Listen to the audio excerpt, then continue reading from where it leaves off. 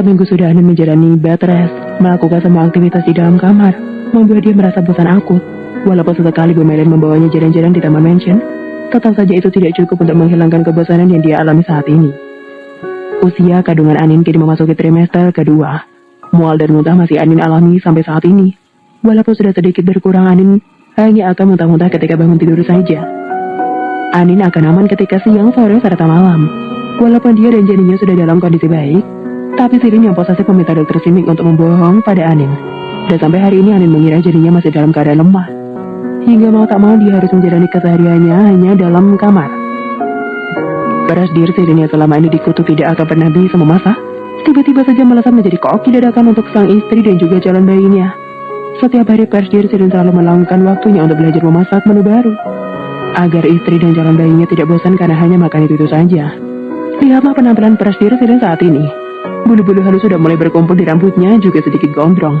Dan jangan lupa lingkaran matanya yang kini sudah mulai menghitam. Sebanyak apapun pekerjaan kantor tidak akan membuatnya tumbang. Tapi hanya karena memikirkan kesehatan istri dan calon bayinya, dia tumbang seketika. Pagi yang cerah datang lagi untuk yang ke-1 kalinya. Pagi itu Persdir Silin bangun dengan sedikit kelihatan lemas mencoba berdiri, walaupun agak sedikit sempoyongan. Persdir Silin sekelabakan karena ketika melihat jam sudah menunjukkan pukul 6.45. Anin biasanya pukul 7 sarapan pagi, dan itu artinya dia hanya punya waktu sekitar 15 menit untuk membuat sarapan. Sedangkan biasanya Persdir Silin membutuhkan waktu sekitar setengah jam walaupun hanya untuk menggoreng telur saja. Dengan cepat Persdir Silin masuk ke liftnya, di mana lift berbagai umpatan dia tuturkan untuk sekretaris Xiao yang tidak bisa datang tepat waktu, karena memang semua tugas kantor dialihkan sementara kepada sekretaris Xiao. Selama dia sibuk mengurus asupan gizi untuk istri dan juga calon bayinya. Walaupun begitu dia sangat senang karena istri dan anaknya begitu menyukai masakannya, yang tergolong tidak enak untuk indera perasa orang-orang yang normal.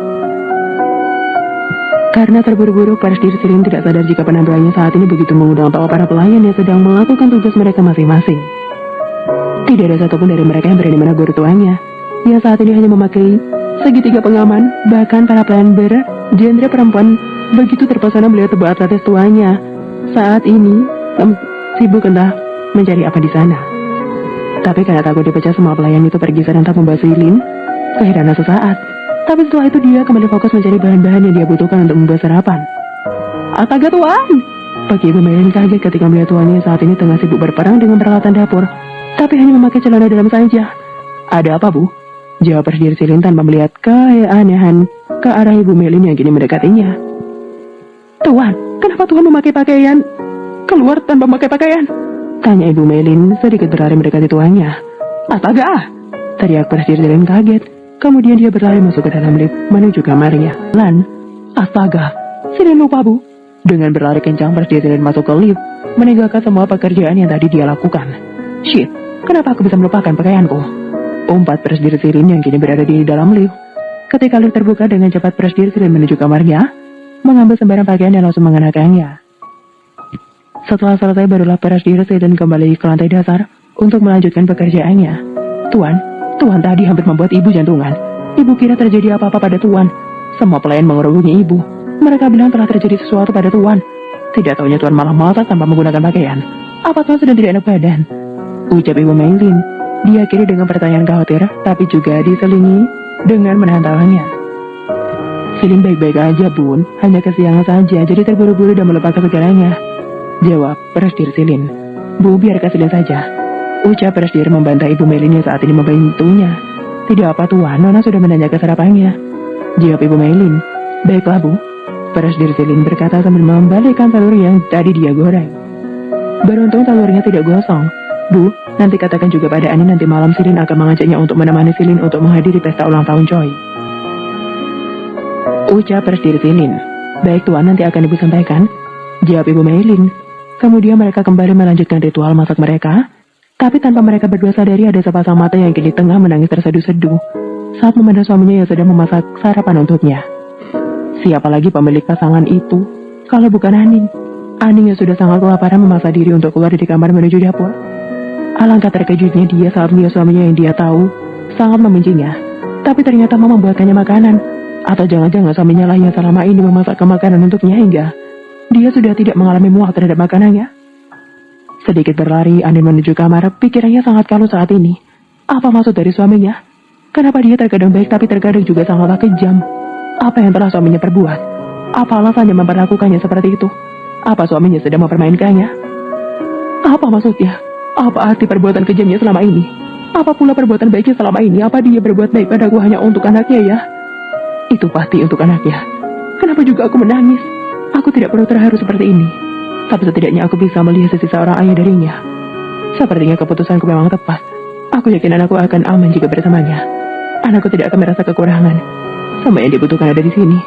Jika bersamaku dia hanya akan hidup sengsara. Maafkan ibu nak. Ibu sudah akan meninggalkanmu bahkan sebelum kamu lahir ke dunia. Ucap Anin mengelus perutnya yang sudah mulai menonjol. Juga dengan berlinang air mata. Suara pintu yang diketuk seseorang. Nona Anin, ibu masuk ya? Tanya Ibu Melin di luar sana. Iya bu. Jawab Anin dengan cepat menghapus air matanya. Ini sarapan spesial yang ibu buatkan khusus untuk Nana. Ucap Ibu Melin mengambil posisi duduk di sisi atas sisi ranjang di samping Anin. Anin hanya tersenyum terpaksa. Jelas dia sudah tahu siapa yang membuat sarapan itu untuknya. Tapi dia tidak mengambil pusing. Ia akan ikuti sandiwara ini. Nah nanti malam Nanti malam diajak pergi ke pesta ulang tahun bersama Tuan. Jadi setelah ini, Juyu akan datang untuk mempersiapkan Nona secantik mungkin. Ucap Ibu Melin secara seraya menyapi Anin. Tapi siapa yang ulang tahun bu? Tanya Anin seraya mengunyah sarapannya. Tuan Choi, Nona kenal bukan? Tuan Chao dan juga sahabat dekat Tuan Silin. Tuan Chao adalah pewaris maut ternama di kota ini. Ibu Melin berkata sambil kembali menyapi Anin. Oh ya ibu, Anin ingat. Jawab Anin. Sejak pukul 16.15. Wow, gila, benar-benar gila. Hebat banget silat mainnya. Cepat banget besarnya. Baru sekali main langsung 36 deep begini. Mana pinggang masih ramping begini. Walau perut sudah membuncit. Nona Anin benar-benar sukses membuat saya iri. 15 tahun saya berprofesi sebagai desainer. Berbagai macam bentuk tubuh sudah saya lihat. Tapi laku tubuh Nona Anin sangat luar biasa. Bakal gila tuh Silin. Kalimat penuh kekaguman yang berasal dari Jiuyu, sang desainer pribadi keluarga mau. Nah Nona Anin, mari kita coba yang ini. Sepertinya ini sangat cocok untuk Nona. Terlihat kata tapi ini sebenarnya sangat longgar. Seakan zaman dipakai untuk Nona Anin yang tengah hamil muda. Jiuyu berkata lalu memasangkan gaun berwarna merah yang agak tertutup dengan belahan mencapai paha. Gaun merah dan menawan itu begitu cocok dipakai Anin. Perutnya yang menonjol tercetak sempurna, semakin menambah keseksian seorang Anin. Jiuyu mendadani Anin berbeda tidak seperti biasanya. Karena hal itu, permintaan dari sahabatnya Paras Dirsilin. Paras Dirsilin meminta Jiuyu mendandani Anin sedikit dewasa agar dia tidak lagi dibicarakan karena sudah menikahi gadis belum cukup umur. Wajah Anin yang memang begitu fotogenik terlihat sempurna sebagai sosok wanita dewasa yang sangat mempesona. Gaun berwarna merah dan makeup yang sedikit berani, bibir tipis namun sensual terpadu dengan lipstik berwarna merah, kehitaman mampu menyingkirkan sosok polos pada diri Anin. Jika tidak tersenyum, Anin benar-benar mempesona. Sekalinya tersenyum, Jiuyu sudah hampir pingsan saking insecure pada penampilan Anin kali ini. Setelah selesai berdandan, Anin pun melangkahkan perlahan menuju keluar dari kamar menuju ruang tamu. Di ruang tamu sudah ada Paras Dirsilin dan juga Sekretaris Chao yang tengah duduk santai menikmati secangkir kopi. Jika Sekretaris Chao sambil tersedak karena kaget beda lagi dengan seorang Dirsilin. Lihatlah matanya yang tidak berkedip menatap Anin. Tubuhnya yang tidak bergerak sedikit pun atau tegang seketika. Lihat pula mulutnya sedikit menganga sadar. Kini jakunya yang turun naik karena berusaha payah merasa lipannya yang dari tadi tercekat. Sedangkan Anin hanya menundukkan wajahnya merasa malu. Tuan, Nona Anin sudah siap. Kode Sekretaris Chao menengok tuannya yang masih terpesona. Ayo kita berangkat. Ajak Paras Dirsilin mendahului Anin dan juga Sekretaris Chao. Silakan Nona. Ucap Sekretaris Chao sopan membersihkan Anin dulu untuk berjalan lebih dulu. Sampai di mobil dengan gesit Sekretaris Chao membukakan pintu mobil untuk Anin. Terima kasih Sekretaris Chao. Ucap Anin tulus. Sama-sama Nona. Jauh Sekretaris Chao tersenyum ramah. Sekitar 1,5 jam perjalanan ke Paras Dirsilin, Anin dan juga Sekretaris Chao telah berada di dalam sebuah kapal pesiar yang sangat besar. Anin yang baru pertama kali naik kapal pesiar merasa sangat takjub, apalagi dengan pemandangan yang luar biasa indah yang kini ada di hadapannya. Anin merasa sangat gembira saat ini.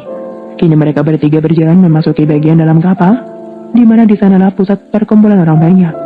Paras Dirsilin membelokkan lengannya Melihat Anin yang tidak merespon, dia pun langsung mengambil lengan Anin dan melingkarkannya di lengan kekarnya.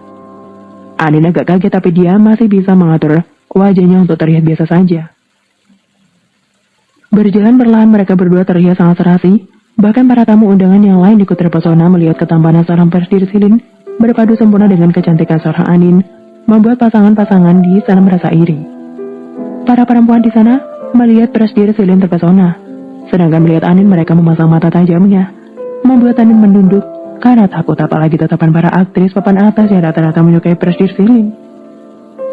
Mereka menatap Anin, sudah seperti ingin menguliti Anin hidup-hidup. Karena Choi Zhang adalah seorang aktor terpopuler China. Jadi, sudah pasti ada banyak aktris cantik dan berbakat yang hadir di sana.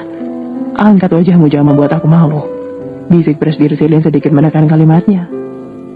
Mendengar kalimat suaminya yang sedikit membentak membuat Anin terpaksa mengangkat wajahnya dan membalas setiap orang yang menatapnya dengan senyuman mempesonanya. Selamat ulang tahun Tuan Choi, ucap Anin mengulurkan telapak tangannya pada Choi.